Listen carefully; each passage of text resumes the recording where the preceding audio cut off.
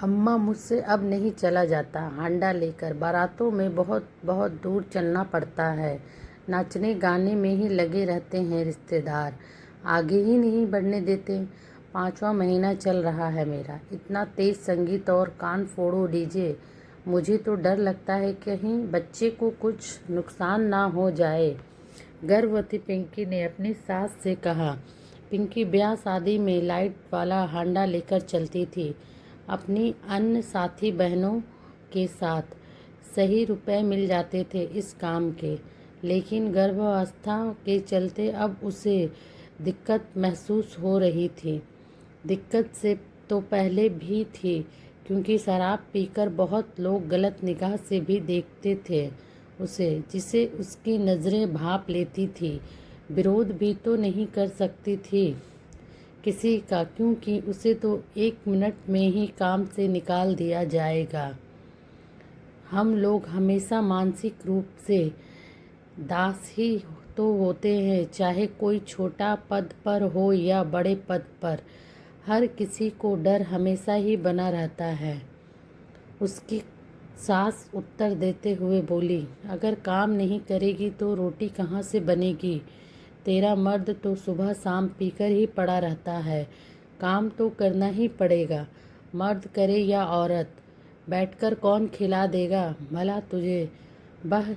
वो जानती थी कि अब उसका कोई सहारा नहीं है। अच्छे भले घर की लड़की थी, लेकिन घर से भागकर उसने अपनी ज़िंदगी की सबसे बड़ी भूल कर ली। इतनी बड़ी भूल की जिसकी कोई माफ़ी ना थी। उसकी सज़ा उसे हर रोज़ मिलती।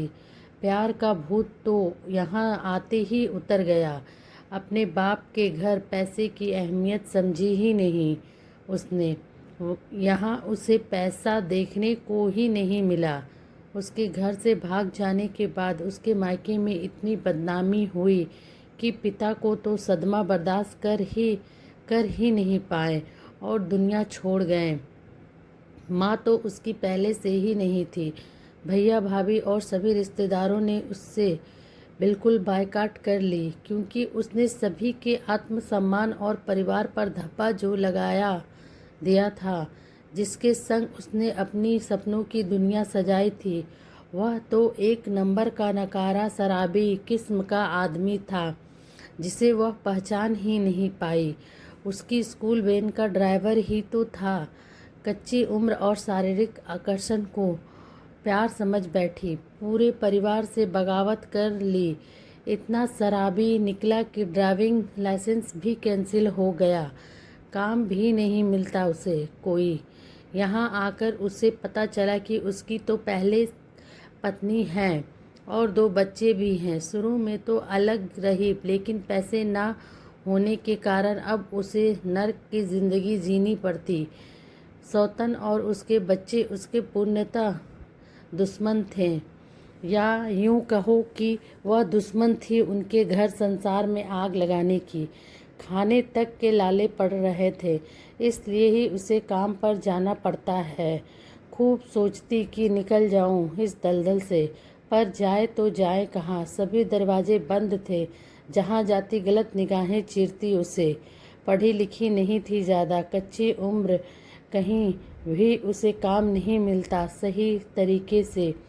अपनी सोच विचार में लगी भी थी, तभी उसकी तंत्रा टूटी। आवाज़ सुनकर पिंकी जल्दी चल। बारात में हांडा उठाने वाली अन्य महिलाएं उसे बुलाने के लिए आई और वो चल दी धीरे धीरे उनके साथ, क्योंकि सवाल अब भूख का था, अपनी भी और होने वाले बच्चे की भी।